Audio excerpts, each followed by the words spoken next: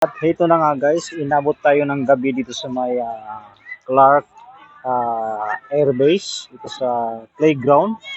Ayan, maliwanag na yung mga ilaw dito. So, yan ang buwan. So, paggabi guys, marami na tayong makikita mga magagandang ilaw. Ayan, hello. Ayan. Oh guys. Dito, ito yung hitsura ng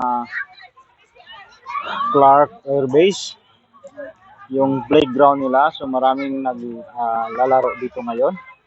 Yan.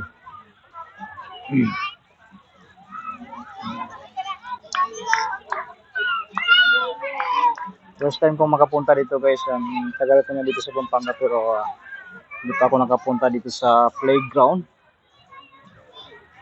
Ganito dito pag gabi. So lalo na pag paparating ngayong Pasko, napakaraming tao na namamasyal dito. Yan guys. Nandun yung family ko, nandun sa mga puno.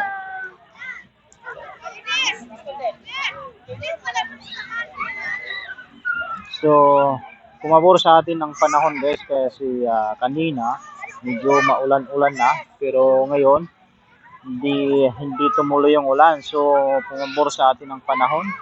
So isang magandang panahon. Salamat sa Panginoon, salamat sa Diyos. Ito yung CR nila, bathroom. Kung mga gustong mag-CR. Ito naman yung mayroong mga video key dyan.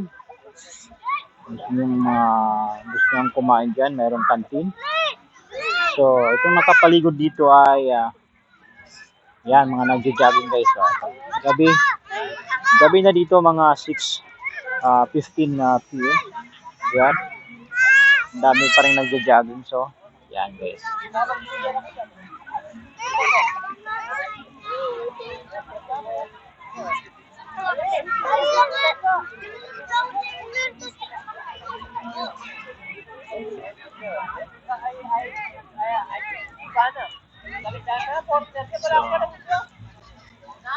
Kung gusto mo mag-volleyball, mayroon dito.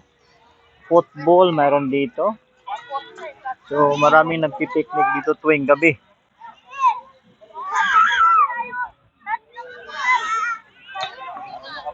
Mostly dito ang mga tao pumupunta.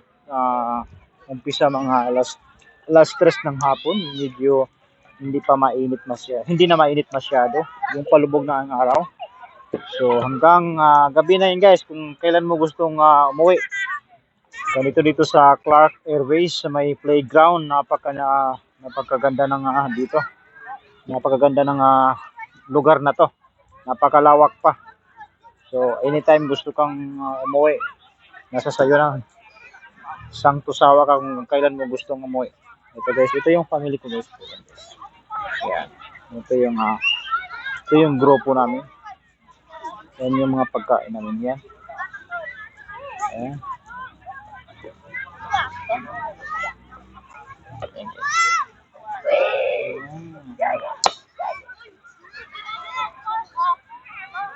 Ito yung bunso ko. Ayan. Ano yung bunso ko guys? Ito yung mga pamangkin ko. Ayan.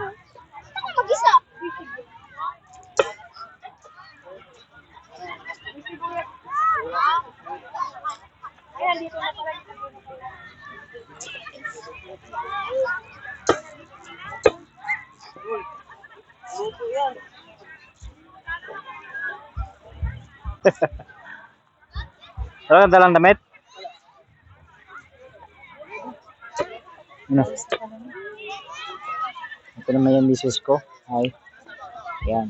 Isang magandang dilag. Yan. Magandang dilag. Dapat dinala niya yung bola niya. So thank you guys. See you next time. Yeah.